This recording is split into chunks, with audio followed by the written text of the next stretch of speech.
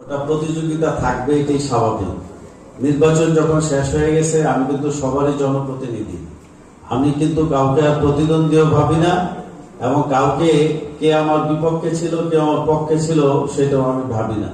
এখন আমি ভাবি যে সোনারগাঁয়ের সবাই আমার, সোনারগাঁয়ের সব জনগণই আমার, এবং কে প্রতিদ্বন্দ্বিতা করছে আমি এটাও চিন্তা করি না, বিবেচনায় নিই না। আমি সবাইকে আমি আমার সোনারগাঁয়ের জনগণ, সোনারগাঁয়ের মানুষ হিসেবে মনে করি। আর যেহেতু উন্নয়ন করতে আপনারা সবাই জানেন যে আজকে বাংলাদেশের যে রাজনৈতিক প্রেক্ষাপট, এমপি সাহেবদের ছাড়া এই উন্নয়ন, মানে যে কোনো উন্নয়নে এমপি সাহেবের ডিউ লেটার ছাড়া কোনো উন্নয়নে আসে না।